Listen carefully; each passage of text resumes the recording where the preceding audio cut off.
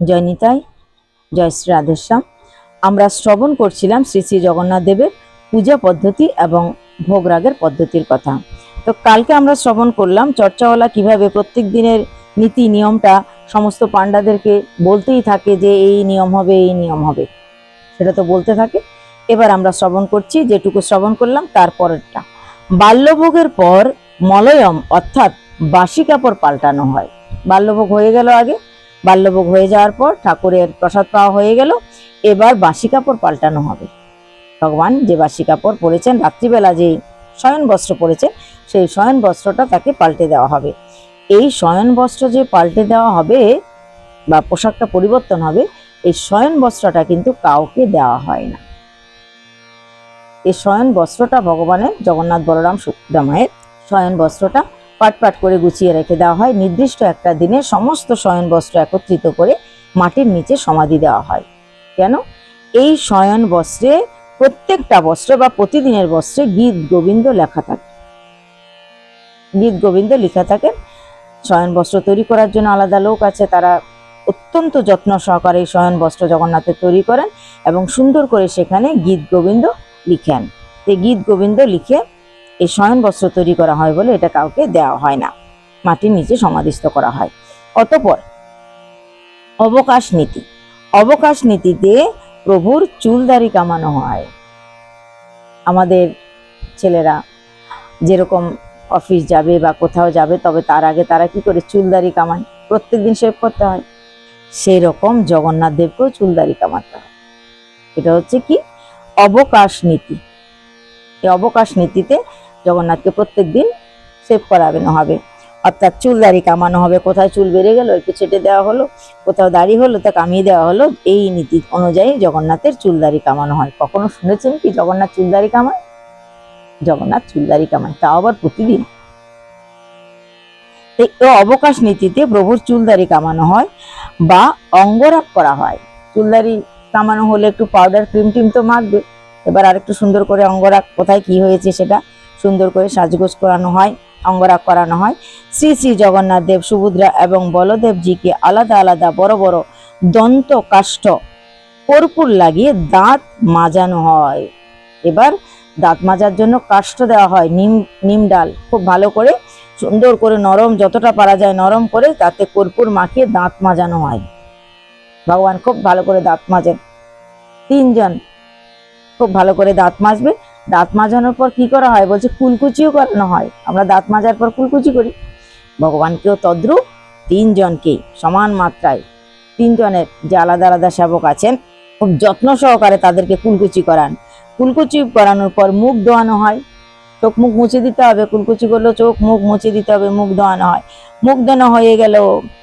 এই অবকাশ নীতি সকাল 8টা থেকেই শুরু হয়। বাল্যভোগ পাওয়ার পর সকাল 8টা থেকে অবকাশ নীতিটা শুরু হয়ে গেল। তারপর ঠাকুরের পঞ্চামৃতে স্নান করানো হয়। এবার ঠাকুরকে স্নান করানো হবে। দাঁত মাজানো হয়ে গেল, মুখ ধোয়ানো হয়ে গেল, এবার স্নান করে নাও। এবার স্নান করানো হবে। কি দিয়ে স্নান করবে ভগবান? ভগবান সবসময় পঞ্চামৃত দিয়ে স্নান করেন, দুধ, দই, ঘি, মধু, চিনি আমরা বলি, কিন্তু জগন্নাথকে এখানে চিনি দিয়ে স্নান করানো হয় না। দুধ, দই, ঘি, মধু সব দেওয়া হবে, কিন্তু চিনি দেওয়া হবে না। চিনির পরিবর্তে কি দেওয়া হবে? চিনির পরিবর্তে গুড় দেওয়া হবে। জগন্নাথকে চিনির পরিবর্তে গুড় দিয়ে ইত্যাদি সংযোগে স্নান করানো হয়। দর্পণে স্নান করানো হয়। তাহলে ভগবানকে কিসে স্নান করানো হয়? স্নান যাত্রার দিন তো স্নান 105 কলসি জল, 108 কলসি জল খুব করে দিয়ে দিয়ে স্নান করেছে, কিন্তু ভগবানকে স্নান করানোর পর পোশাকও ধারণ করানো হয়েছে। এখন যে পঞ্চামৃতে স্নানের কথা বলা হচ্ছে সেটা কিন্তু ভগবানকে দর্পণে স্নান করানো হয়, আয়নাতে স্নান করানো হয়। স্নানের পর বস্ত্র পরিবর্তন করানো হয়। জগন্নাথ দেবের বস্ত্র 21 হাত। প্রত্যেকের বস্ত্রটার আয়তন পরিধি একরকম নয়। দেখুন জগন্নাথেরটা সব থেকে বড়। জগন্নাথ দেবের বস্ত্র হচ্ছে 21 হাত। সুভদ্রা দেবীর বস্ত্র হচ্ছে 16 হাত। আমাদের বলভদ্র খুব সোজা সাপটা, আমাদের বলভদ্রের বস্ত্র হচ্ছে 12 হাত পরিমাণ লম্বা। জগন্নাথ দেব দেখুন একই পরিমাণ, বলভদ্র তো তার থেকে পারলে একটু বড়সড় মোটাসোটা হবে, তথাপি বলছে বলভদ্রের বস্ত্র হচ্ছে 12 হাত পরিমাণ লম্বা, আর এনার হচ্ছে 21 হাত। 21 হাত দিয়ে তাকে, সুভদ্রা মাতা মেয়ে হয়েও তার 16 হাত, জগন্নাথেরটা 21 হাত, এত বড়। স্নানের আগে সুতির লাল পাড় সাদা বা হালকা রঙের বস্ত্র পরেন। স্নানের আগে বস্ত্র পরাতে হবে, একটা হালকা রঙের একটা বস্ত্র পরিয়ে দেন যাতে করে স্নান করাতে সুবিধা হয়, স্নানের আগের বস্ত্রটা। স্নানের আগে তাই সুতির লাল পাড় সাদা বা হালকা রঙের বস্ত্র পরেন। স্নানের পর যেই দিনের রং অনুযায়ী নির্দিষ্ট রঙের বস্ত্র পরানো হয়।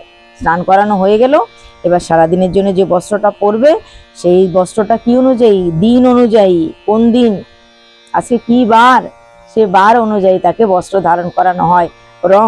রং বুঝে, যেমন যদি রবিবার হয়, রবিবার হচ্ছে সূর্যের দেবতার বার, রবিবারে কি রং, বলছে রবিবারে লাল রঙের বস্ত্র, সূর্যদেব খুব লাল। সোমবার সাদা বস্ত্র, সোমবারে সাদা বস্ত্র ধারণ করানো হয়। মঙ্গলের গ্রহের রংটাও কিন্তু খুব হালকা নয়, তাই পঞ্চ রং দিয়ে সেদিন যে পোশাক তৈরি করা হয় সেটা পরানো হয়। বুধবার সবুজ রং, বৃহস্পতিবার হলুদ রং, শুক্রবার দেবী লক্ষ্মীর বার আছে তাই সাদা রং, দেবী লক্ষ্মী মহালক্ষ্মী সাদা রং পছন্দ করেন। বৃহস্পতিবারে মাতা লক্ষ্মী বাড়ি, সেদিন তিনি হলুদ বস্ত্র, লক্ষ্মী আর নারায়ণের, এটা হচ্ছে মহালক্ষ্মীবার আর হচ্ছে লক্ষ্মী নারায়ণের বার। লক্ষ্মী আর নারায়ণের বস্ত্র হচ্ছে হলুদ, যেটাকে আমরা গৃহলক্ষ্মী বলে থাকি, তাই হলুদ রং পছন্দ করেন। আর মহালক্ষ্মী সাদা রং খুব পছন্দ করেন, তো সেই কারণে বৃহস্পতিবার শুক্রবার দুটোই লক্ষ্মীর বার ধরা হয়, তাই শুক্রবারে সাদা বস্ত্র ধারণ করানো হয়। শনিবার তার বার, বড় ঠাকুরের বার, তাই শনিবারে কালো অথবা নীল বস্ত্র ধারণ করানো হয়।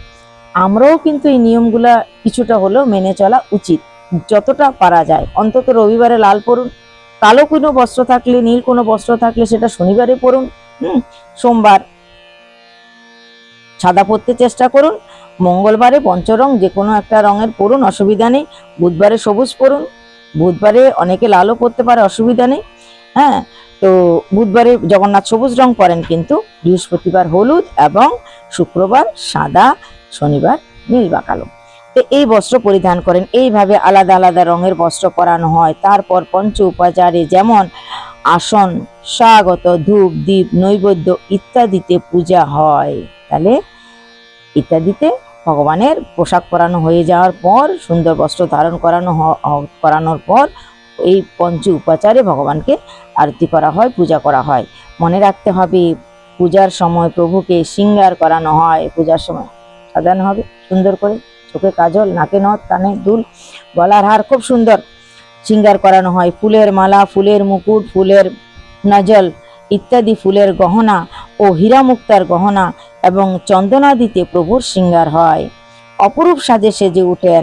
তারপর গোপাল বল্লভ ভোগ হয়। এরপরে গোপাল বল্লভ নামে যে ভোগ, সেই ভোগটা ভগবানকে নিবেদন করানো হয় স্নানের পর। এইদিকে পূজার পাণ্ডাগণ ভোগ মন্দিরে প্রতিদিন যজ্ঞ করেন।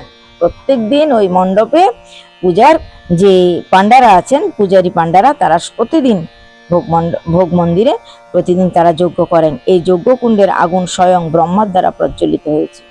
এই যজ্ঞকুণ্ডের যে আগুন, সেটা প্রজ্বলিত করেছেন স্বয়ং ব্রহ্মা। এই যজ্ঞকুণ্ড অখণ্ড জ্বলতে থাকে, নিবে না, জ্বলতেই থাকে। এই যজ্ঞের পর পাণ্ডাগণ মুক্তি মণ্ডপের পাশে সূর্যের মন্দিরে সূর্য পূজা করেন এবং জগন্নাথ মন্দিরের দরজায় যে দ্বারপাল আছে, জয় বিজয়, তাদের পূজা করেন। এরপর ঠাকুরের ভোগের রান্না শুরু হয়। তাহলে আমরা আজকে জানলাম ভোগের রান্না শুরু হবে। এই পর্যন্ত সকালবেলার পাঠ চুকে গেল। সকালবেলা যে বাল্যভোগ হবে, সকালবেলা দাঁত মাজানো হবে, সকালবেলায় মুখ ধোয়ানো হবে, স্নান করানো হবে, পোশাক বিভিন্ন ধারণ করানো হবে এবং স্নানের পর যে ভোগ হবে সেটাও হয়ে গেল। এরপরে মেন রান্না শুরু হবে। কিন্তু আজকে এই পর্যন্তই শ্রবণ করলাম। আগামীকালের পর থেকে আবার শ্রবণ করব। আশা করি আপনাদের অবশ্যই ভালো লাগছে জগন্নাথ দেবের পূজা পদ্ধতি, যে পুরী ধামে আপনারা সকলেই যান, জগন্নাথ দর্শন হয়, কিন্তু জগন্নাথকে কিভাবে ভোগ লাগানো হয়, কি পোশাক কোন দিন ধারণ করানো হয়, কিভাবে সেবা অর্চনা পূজা পদ্ধতি এটা অনেকের জানা নেই। তাই আশা করি আপনাদের ভালো লাগছে। তাই আপনাদের ভালো লাগলে আমারও ভালো লাগবে। কমেন্টস করে জানাবেন কার কেমন ভালো লাগছে। তাই জয় জগন্নাথ লিখুন, আর নিজেরা দেখুন, অন্যরাও যেন সবাই দেখতে পারে, সেই জন্য বেশি বেশি করে সাবস্ক্রাইব করুন এবং অন্যকে দেখার সুযোগ করে দিন। আপনাদের ভালো লাগলে আমাদেরও ভালো লাগবে। জয় জগন্নাথ। সবাই ভালো থাকুন, সুস্থ থাকুন, আনন্দে থাকুন। আর জগন্নাথের এই মাসটা পুরো মাত্রায় জগন্নাথ দেবের নামে সমর্পিত করে খুব আনন্দে থাকুন। প্রভু জগন্নাথ আপনাদের সবার মঙ্গল করুক, সবাইকে আনন্দে রাখুক, সুখে রাখুক। জয় জগন্নাথ, জয় নিতাই, জয় শ্রী রাধেশ্যাম।